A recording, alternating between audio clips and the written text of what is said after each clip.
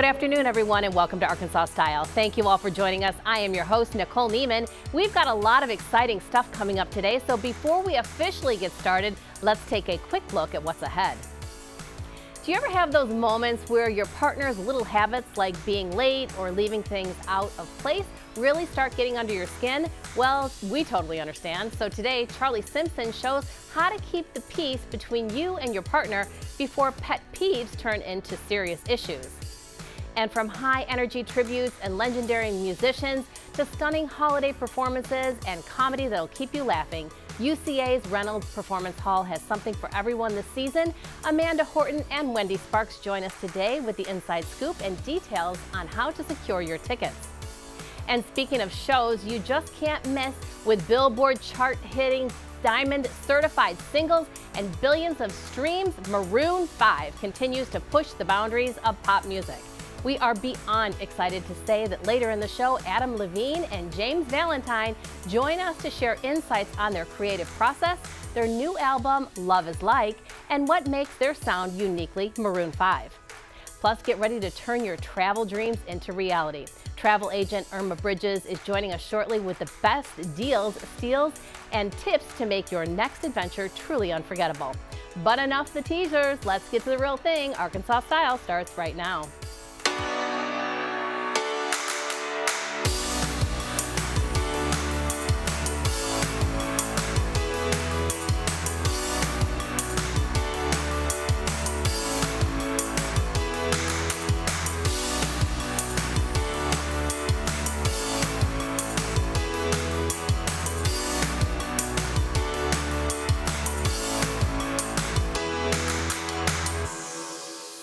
Once again, thank you all for joining us this afternoon. Holiday travel season is upon us, and planning ahead can save you stress, time, and money. Travel expert Irma Bridges, with over 40 years of experience, is here to share tips on the best times to book, how to score deals, and what families need to know to make their holiday travels smooth and stress-free. Irma, this is a subject I love to talk about. Travel, travel, travel, and you're our girl. I am. Okay, well, we're going to start at the top. I mean, holiday travel, it's not too late to book. Let's entice people to maybe get Christmas plans on the calendar. Well, I think there's still space there. I think that we're able to go, and may not be as cheap as what we would like for it to be, but I think there's still a lot of availability there. Okay, all right. Again, folks at home, I mean, if you're going to treat yourself to anything this holiday season, you just can't beat travel. It is memory making, beyond measure. So for people who, like maybe at the Christmas season or in January, want to take cruises, you have some good ideas for them, yes? Yes, I do. We have two ports that are drive ports in Galveston and New Orleans, and I think that with the stress of the airlines, I think it's great to drive down, and I'm sure there's still space on both of those destinations. Oh, explain that to me a little bit better, because I know just a tiny bit about Galveston, but you're right. You know, you can go down there and really kind of get a beach vacation, a boat vacation, but it's really kind of in our backyard. It really is. It's about an 8 or 10 hour drive down there, and so there's about 5 different cruise ships that go out of there. So it's a beautiful area and you go into that area about 4 or 5 different ports. So it's a great way to be able to cruise. Yeah, and cruising really takes all the thinking out of it. I mean, you just get on there and they do all the work for you. You just have to sit back and enjoy your umbrella drinks. And the next meal. And the next meal. And did we mention the desserts? Absolutely. Yeah, I've had a little experience with cruises, and I tell you, you just never are disappointed because they do take care of you so beautifully. And Galveston, great suggestion. Okay, so for families that are traveling this holiday season, of course, we know in the news right now we've got some TSA, FAA trouble. What are your recommendations for families? Well, first of all, you really need to get that app on your phone, because if there's delays or if there's gate changes, they're going to be trying to get a hold of you. So it's always good to be in touch with them and know where you are. And plan early. You just got to get there early and pack those everything in there, your patience, is because it is going to take a lot of patience. There's going to be a lot of people traveling, and I think that if you just plan that in advance and know that you're going to have some delays, I think you'll be okay. Irma, that's great advice. Folks at home, please heed that. Pack your patience along with all of your beautiful new outfits and some extra snacks and some good reading.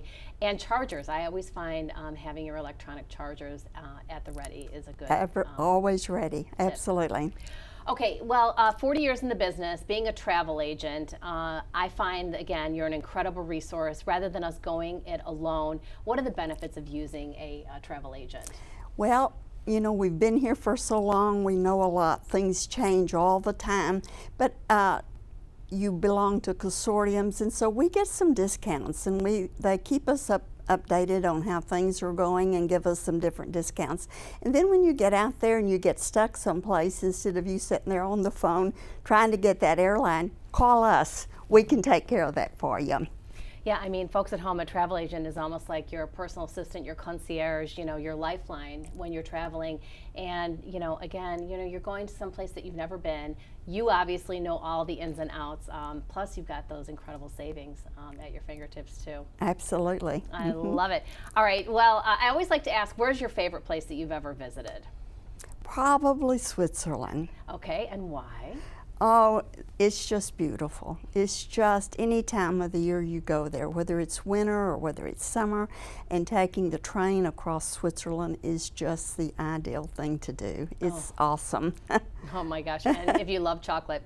All right, well, Irma, great to meet you. Thank you for coming in. Thank you. Very exciting. Again, holiday travel doesn't have to be stressful. Irma Bridges makes it simple to plan smart, find deals, and enjoy the season. For more information or to plan your next trip, you can email her at irmabridges@gmail.com or call 501-749-1491. Now get ready for a look at the star-studded lineup hitting UCA's Reynolds Performance Hall, including shows and appearances you just can't miss. Stay with us. You're watching Arkansas Style.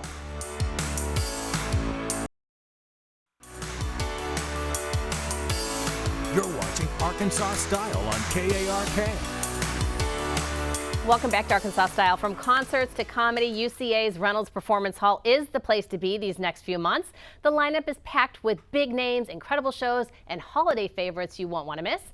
Amanda Horton, Executive Director, and Wendy Sparks, Director of Marketing and Finance, are here to share what's coming up this fall and winter, and of course, how you can snag tickets before they're gone.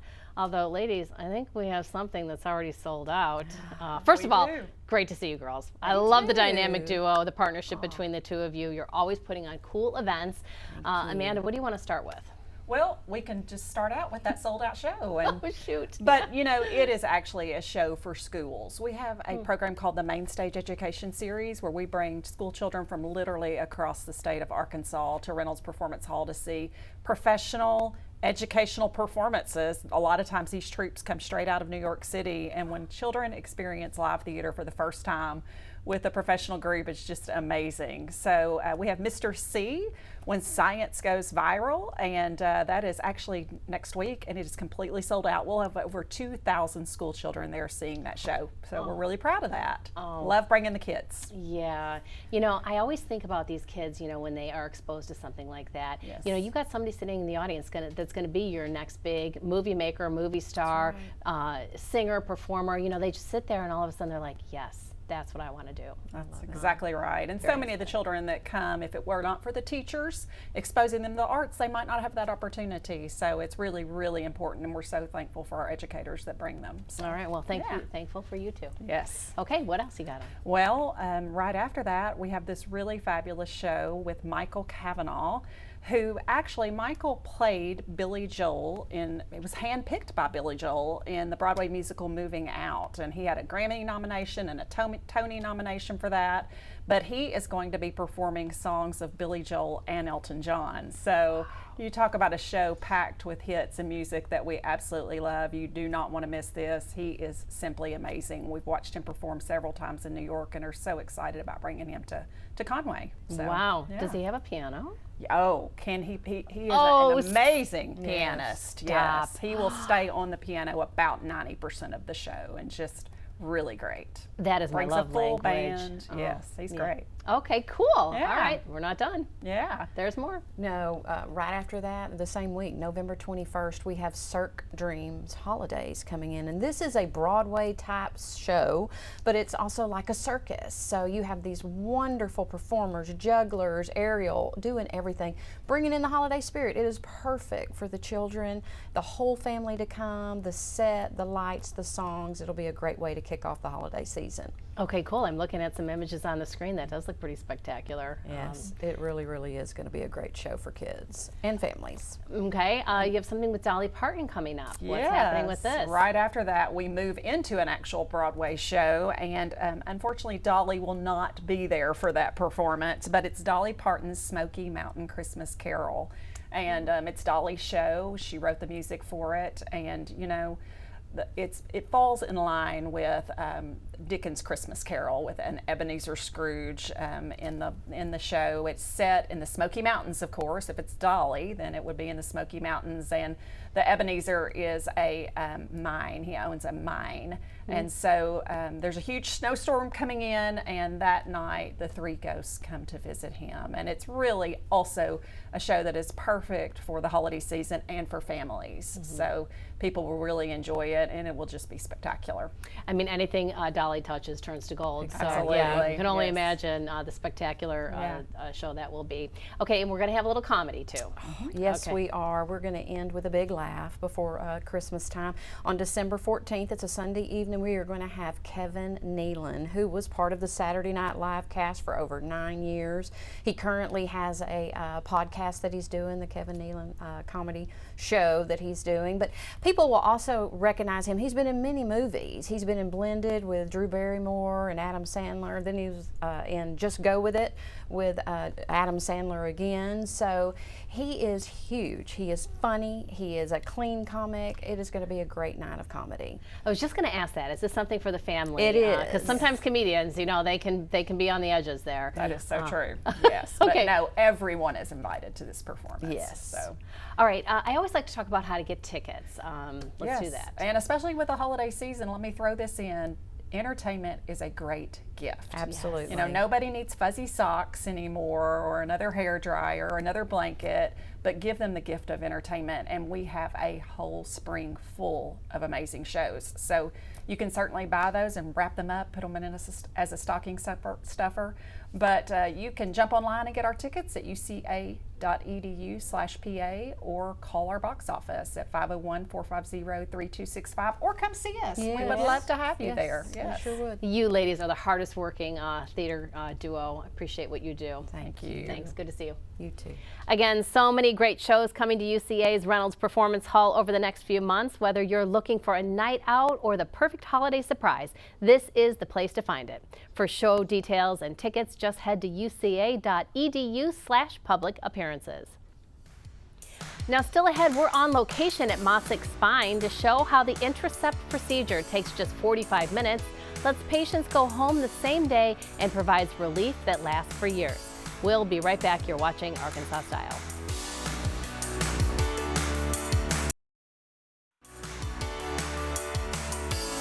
You're watching Arkansas Style on KARK.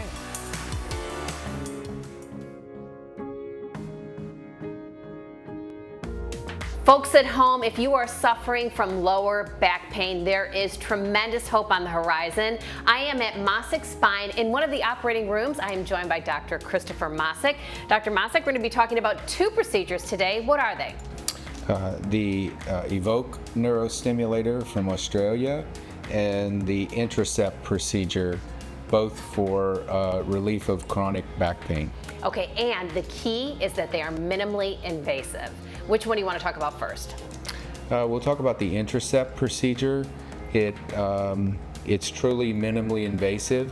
It has a 83% success rate at 5 years on a pooled data study combining 3 studies together. 83% of patients had pain relief with this procedure. And it has a very good safety profile for it. It takes about 45 minutes to perform on an outpatient basis. Okay, and so we have a model here. How does this work?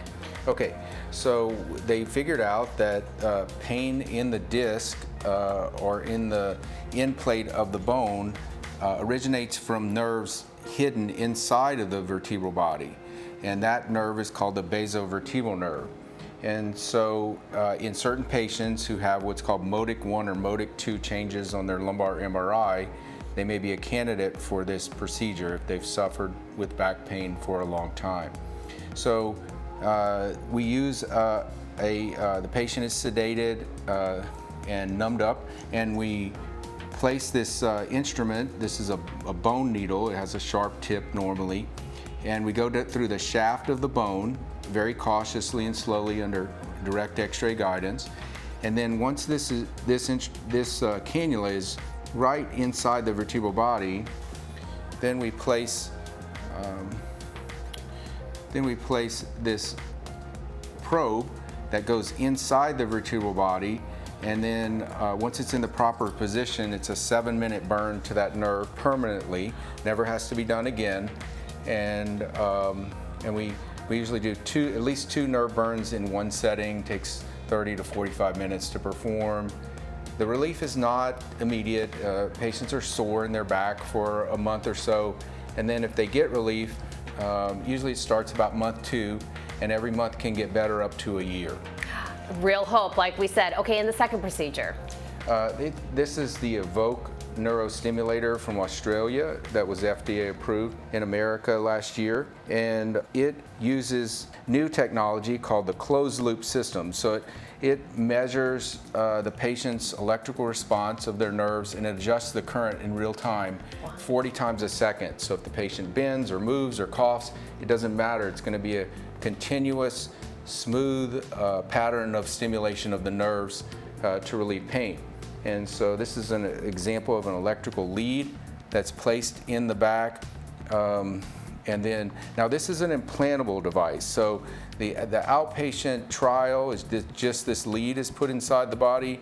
So we go right here below the spinal cord area, and that this lead goes right into the mid-back, right behind the spinal cord, and it stimulates those nerves that go to the back and legs. And you try this for 7 days. If the patient gets great relief, they may decide to go on to get the implant with the battery that lasts up to 10 years. So the closed loop system, there's 3-year clinical data that shows 83% of patients, it relieves half or more of their back and leg pain at 3 years. And we're seeing these results in our patients. We're seeing about an 80% plus response rate. So, Dr. Masick, you've been doing this quite a while. You've got to be so excited about the results you're seeing. How impactful has it been for your patients? Well, we do have patients that are getting great pain relief with both of these procedures. Now, of course, the stimulator, that's a last resort option when they've tried physical therapy, chiropractic therapy, injections, they may have even tried other minimally invasive procedures, nerve burns for the arthritis, and then it would be time to consider an implantable device trial.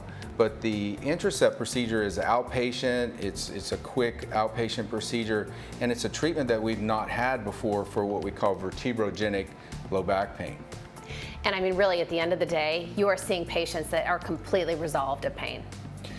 With the Intracept procedure, on the 5-year clinical studies, 1/3 of patients were pain-free. It's so exciting. You know, a lot of times people come to you as a last resort. They've been suffering for years and years with that low back pain, and that affects your entire body, your way of living. To be able to give them hope and see these kinds of results, very encouraging. Well, thank you for teaching me. You're welcome. Well, so exciting, all the medical advances. Be sure to come check out Masick Spine.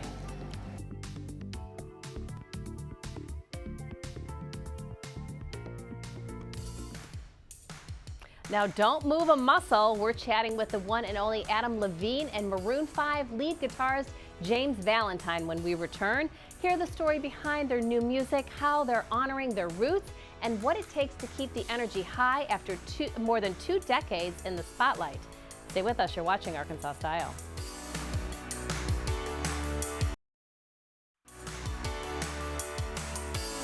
You're watching Arkansas Style on KARK.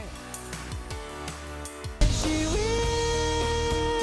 be loved. Now we can go all night, all arenas, topped the charts, giving us some of the most memorable music over the past 20 years. Maroon 5 is coming to town. I am joined today by Adam Levine and James Valentine. Gentlemen, great to meet you.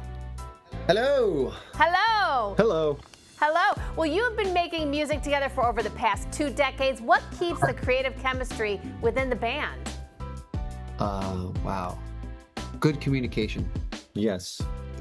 I don't know. We just seem to keep on going. We just haven't gone away. We love what we do and had an amazing run and honestly just love our jobs and love hanging out. Fortunately, we still love each other. Mm-hmm. I don't know. The band is like a marriage and our marriage is good. Yeah. I mean, we just feel so lucky to be able to still be doing it, over 20 years later. Yeah. I don't think when we start, I don't know what I thought when we started, how long we'd be doing it. Oh, I thought we would for sure be done. Yeah. I thought this would be it. I thought we'd be by now in our 40s. I would be like, oh, we're done. No, we had a good run. But it's over now. No, but it's so much fun. It's like, why would you ever want to stop? And so we just feel extremely privileged to still be here. Absolutely. Well, thank God you're still doing it. Looking back, was there a definitive we've made it moment from playing some of the world's biggest stages? Man, it was such a gradual process for us, but there were some moments like, I always think about the first time we played Saturday Night Live. That seemed like a really big deal. For sure. When our first album went platinum, that was a really big deal. And of course, when we won Best New Artist at the Grammys, that was a very big deal. And that definitely felt like, okay, something's happening. We made it. Yeah. But even there was a cumulative effect of everything, I think. But yeah, those were definitely humongous moments. The Super Bowl. Yeah. The Super Bowl was a big moment. We were like, wow, we're doing this. Like that was another one. They kept happening. And so it's crazy. We've done a lot of stuff. Yeah. So cool. All right, well, you're gearing up for a full U.S. arena tour. Compared to other shows that you've done recently, how does this feel different, like your residency in Las Vegas or some of your festival dates? There's a comfort level on the Vegas thing that's different. And it's more like your living room. So there's something about it that feels a little different. This is like tour. Like this is the touring is what we've always been really good at. And I think the excitement of being in a place where you're coming to them and you're not always there. So I think there's that appreciation that you feel from these different cities you go to that is very palpable. Like the energy you feel is so different and so invigorating for us because we don't always get to go and do this. And it's been a really long time since we have. So we just love touring. We love playing live. Like performing live is what Maroon 5 is best at, over everything else. Like that's where we shine. Yeah. I mean, with epic bands like yours, how do you decide which hits make the set list? I like to get them all in there. I'm a stickler. I think that it's so cool to be able to play your songs and have every single one of them be known. That was my goal from the beginning, and that was a huge aspiration of mine. Was, man, it would be so cool to have so many songs that people knew that everything was every song you played was a hit. I love that. We try to bring new stuff into the set, but we also we believe in all killer, no filler. If you go see the Eagles, you want to hear Hotel California. What if they didn't play that? People would riot. That would be so crazy. They're like, nah, not tonight. So we want to make sure that everyone hears the songs that they want to hear, and that includes songs from This Love all the way up to Memories, and from here all the way over there. Thank you. Again, talking about that set list, how do you approach it? Like introducing new songs like All Night, or what else can we expect with production or special surprises that we should be watching for? It'll be elevated in certain ways. I think will be cool. There'll be a little bit of a through line and a narrative. The Love Is Like theme is definitely playing a role in the tour aesthetic, I think. I just love I kind of love what it is, what it conjures. A lot of questions and a lot of mystery and kind of things you think about a lot. So that'll be in there. And I just at the end of the day, just a really kind of, we're good. we put on a really great live show, so we always just try to get our fans to come out, and even our people who aren't our fans, because our fans know all about it, but we love turning people on to us that haven't seen a show before. It's always fun to make new fans. Awesome. Okay, is there a favorite moment from writing or recording Love Is Like that gives listeners a window into how this album came together? My favorite moment was right at the inception of the album. Adam sent us a voice note of a song that he sat down and had written, which turned out to be priceless. And it was really great to receive that and hear that, and for us, it got us really excited because Adam hadn't talked about working on a new album yet, and he dropped this fully formed song. So we all knew that it was time. It was album time, and it was really exciting. That was a fun moment. Yeah. I don't know, like it was all fun because it was just all creativity all the time, and it was going in and not knowing what we were going to come out with, and that being in that mode is a really exciting mode to be in, because we had, like James said, we hadn't been in that mode for so long that just being creative on that level again was so much fun. It was a blast. That's awesome.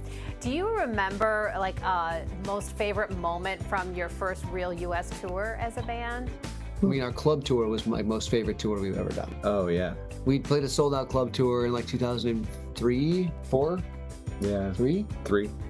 2003.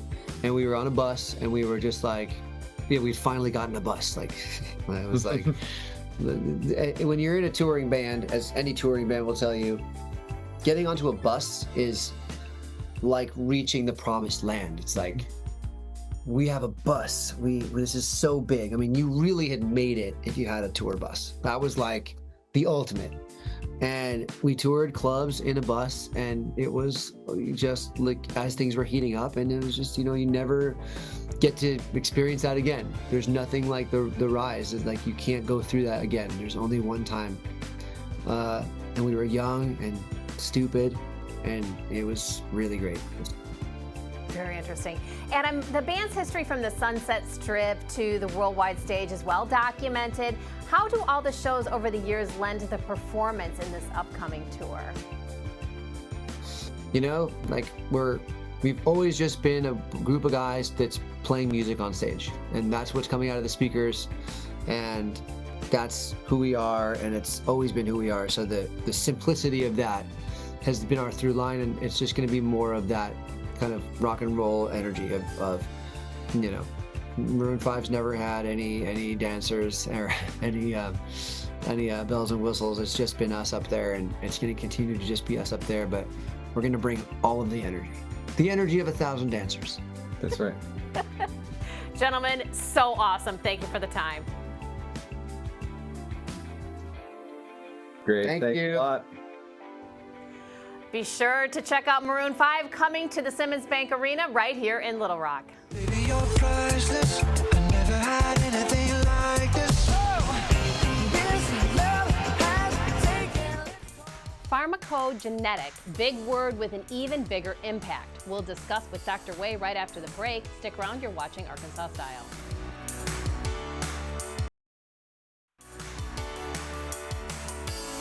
You're watching Arkansas Style on KARK.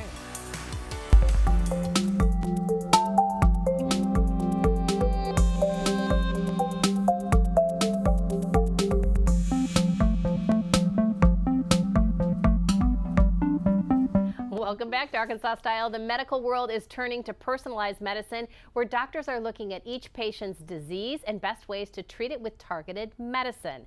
It's called pharmacogenetic, and here to explain in greater detail is UAMS cardiologist Dr. Jean Way.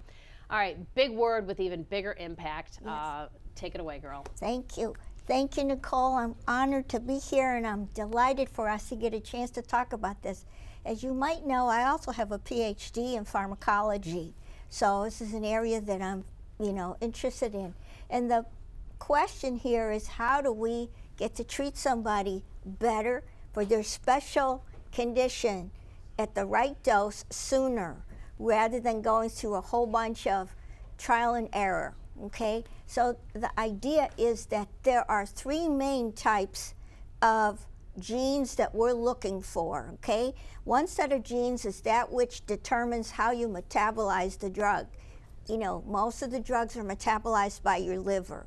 And the genes that we're looking at are the genes that are, if you will, residing in your liver, and they're the ones that are gonna make you either a rapid metabolizer, typical metabolizer, or a slow metabolizer to certain drugs, and then that'll make you either a quick responder or not so quick responder. The other two main categories we're looking at would be transport genes. Those are the genes that determine how the, if you will, agent or drug is carried through. Is how it's carried through the bloodstream, how it's carried through your cell membranes, the transporters, okay? And then there's one other group of genes that we look at, and that's the receptor genes, because depending on what kind of genotype you have or which variant you might have, it might make you very responsive or not so responsive. So for those three categories, we are interested, and we can kind of hone down what is maybe the best for you if we can do some pharmacogenetics. When you talk about pharmacogenetics, you also want to talk about pharmacogenomics. Well, the difference between the two is that genetics is a drug-gene interaction characterization. It's the one drug and the one gene that pretty much characterizes the main determinant of how it's metabolized, transported, or which receptors. Genomics, pharmacogenomics, would be the study of how your whole, if you will, environment of the body, and also what else you're taking, may affect how you respond to the drug. They're both very important, and they're both very helpful. And nowadays, we have an easier way, or if we have more progress, so we can kind of characterize it better than we used to, because we know which allele types of which drug metabolizing genes we're going to look for, because there's certain genotypes that will affect how you're going to metabolize it or not, how it's going to be carried across the membranes, how you're going to affect the receptors that you have. Do you assess me by just a blood test? Well, in part, yes, but it'll be a characterization of your other, it's a, if you will, it's genetic analysis. Now, the genetic analysis could be looking at the main gene that will metabolize that drug. Or if there are further questions that we need to address, we might do the whole pharmacogenomics. Okay, is this a standard practice for people to be getting this study done? Well, not quite yet, but the idea is that this will help us to do better personalized medicine. Now, you can even do it yourself partly. There are tests that you can order online. Yes, that'll do, like if you want to say which drugs you're interested in, they could try to go for those genes. But of course, the more you pay, the more genes they'll look at. Well, you know what I'm saying? But it's not bad. It's not a bad thing, because sometimes, you might be able to say more when you see your doctor about what you would like or not. But long story short, what we're doing is we're trying to take the human body, Yes. the patient individually, Yes. and try to tailor their Yes. medical or their medicine. Yes, for them specifically, and also we might even be able to help determine the dose, because sometimes, we want to start low and go slow, and sometimes we don't. So this will help us to kind of tailor and target the drug, that which will be most optimally received and affect your response at the same time, so that we can save time. It's a good idea. Yeah, so much to uncover and unpack here, but thank you for kind of the cursory overview, Yes. and thank you for just Yes. you being you. Okay, thank you. Thank you for being you. I do have a question. There are more medical schools that are starting, and so the question I have is, what kind of a doctor, or what do you call a doctor that goes to a Dr. Pepper school? A Dr. Pepper school. Yeah, what kind of doctor? A pop? You're getting close. Okay. A physician, Wasn't close at all. Good joke. Okay. Oh, thank you, Dr. Way. Thank you. Appreciate you. As always, Dr. Way will join us again next week to answer more of our medical questions and concerns. Larika, stop laughing. If you or a friend have anything you're curious about, just send us a message on social media and we'll make sure to cover it in one of our upcoming segments. Now, from annoying habits to small acts that test patience, relationship pet peeves can really add up. When we come back, Charlie Simpson shares expert strategies to help couples stay connected, communicate better, and move through those moments or unrest. Stick around, you're watching Arkansas Style.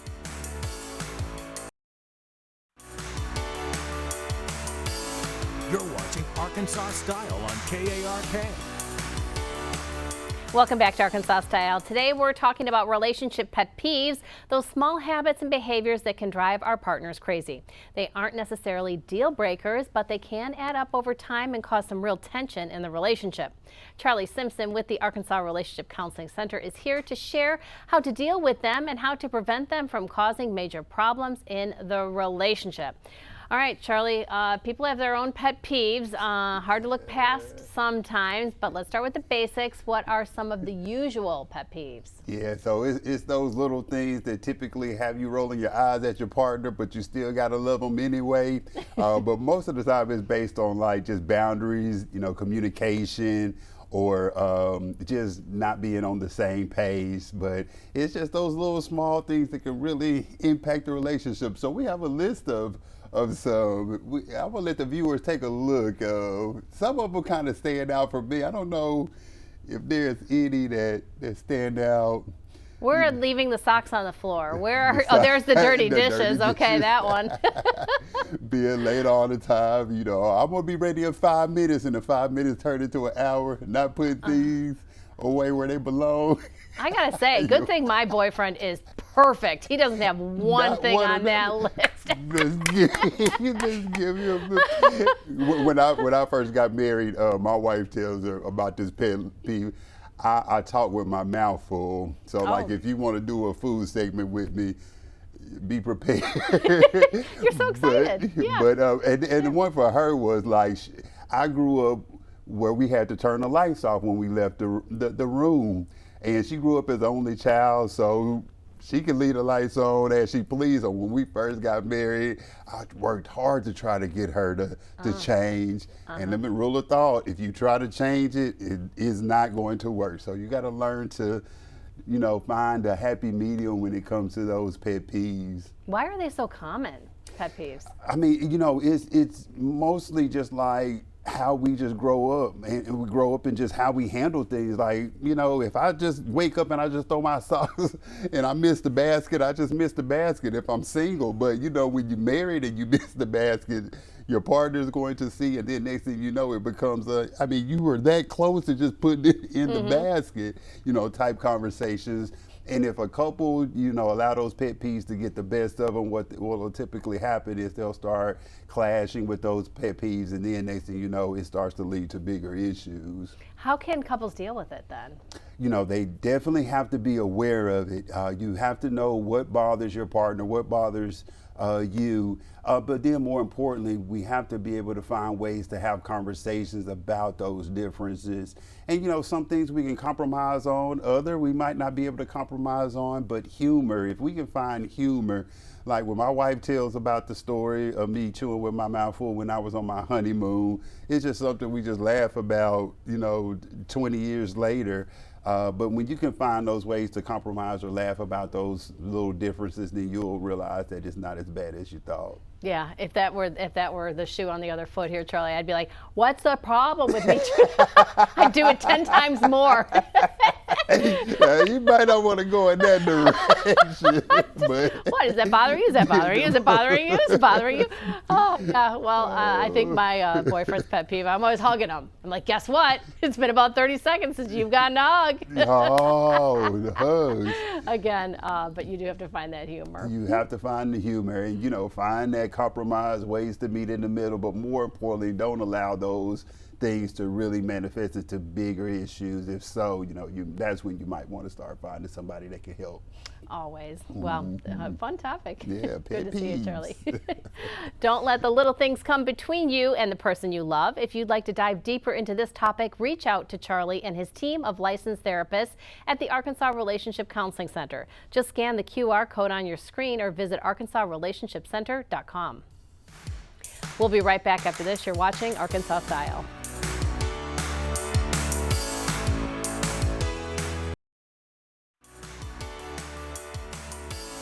You're watching Arkansas Style on KARK.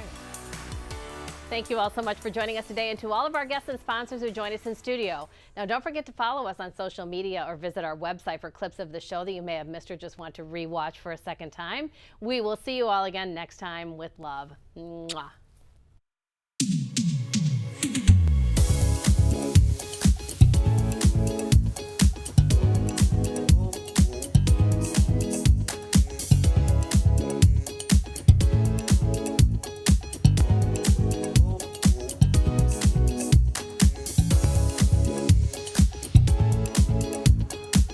Thank you for watching Arkansas Style with Nicole Neiman. Furniture provided by Hank's Fine Furniture. Fresh flowers provided by Norwood Day Floral Company.